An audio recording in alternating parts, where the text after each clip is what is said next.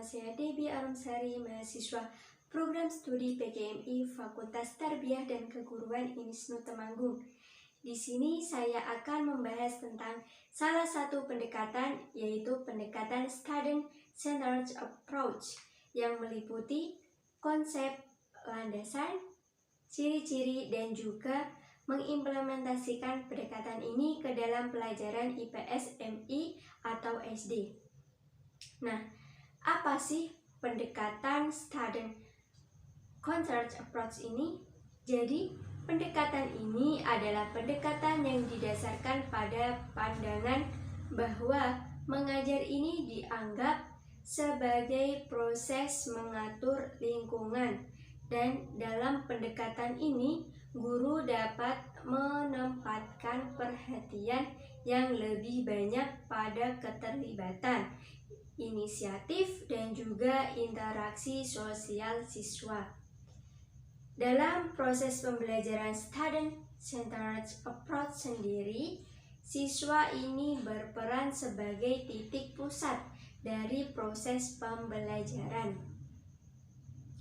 Maka dari itu, guru dapat memberikan kesempatan agar siswanya dapat mengkonstruksi dan menginterpretasikan pengetahuannya melalui pengalaman belajar,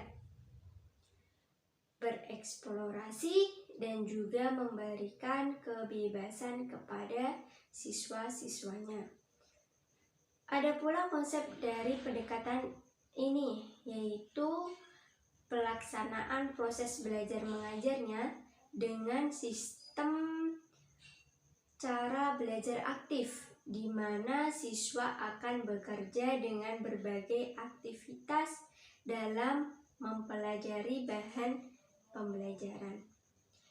Siswa akan dilatih untuk memikul tanggung jawab yang lebih besar dalam proses pembelajaran dan tertanam suatu kebiasaan belajar yang lebih bertanggung jawab. Pada proses pembelajaran, pendekatan ini tidak dilakukan satu arah, akan tetapi merupakan perpaduan antara metode ceramah dan juga metode diskusi. Menurut Umar Humalik, proses belajar mengajar itu berdasarkan kebutuhan dan juga minat anak. Begitu pula pendapat dari O'Neill, Geraldine, and Tim C.M. Mahon bahwa pembelajaran berpusat pada siswa. Jadi siswa ini belajar dari apa yang dilakukan, bukan dari apa yang disampaikan guru.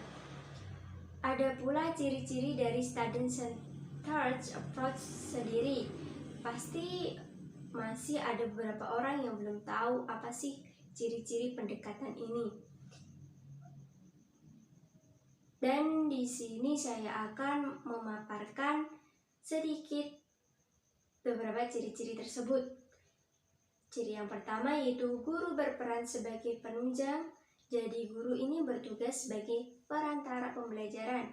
Guru dapat membantu dan mengarahkan siswanya dalam proses belajar mengajar. Yang kedua, menyesuaikan materi.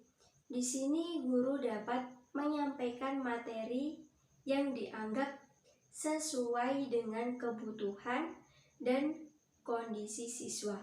Ciri yang ketiga yaitu siswa berperan sebagai tokoh aktif. Siswa merupakan tokoh aktif dalam pembelajaran. Jadi, siswa ini bukan hanya menerima materi dari guru, melainkan ikut serta dalam mengembangkan dan juga memproses materi pembelajaran. Nah, yang terakhir adalah pasti kita bertanya-tanya, bagaimana sih cara mengimplementasikan pendekatan ini?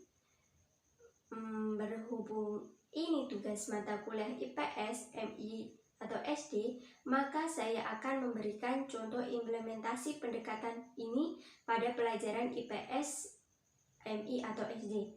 Nah, dalam pelajaran IPS pasti ada yang namanya belajar mengenai sejarah. Disinilah guru dapat mengajak muridnya untuk pergi ke museum, untuk coba mempelajari benda-benda bersejarah atau benda-benda peninggalan pada zaman-zaman terdahulu. Kemudian setelah mengunjungi museum tersebut, murid bisa diberikan tugas untuk membuat sebuah pernyataan, atau bisa juga kisah-kisah tentang benda-benda bersejarah atau benda-benda peninggalan pada zaman-zaman terdahulu. Setelah itu, murid bisa diminta untuk menunjukkannya di depan kelasnya. Nah, jadi kesimpulannya adalah pendekatan student-centered approach ini adalah pembelajaran yang berfokus pada siswanya dan guru hanya sebagai perantara pembelajaran. Baik teman-teman, mungkin hanya itu yang bisa saya sampaikan. Semoga bermanfaat bagi kita semuanya. Wassalamualaikum warahmatullahi wabarakatuh.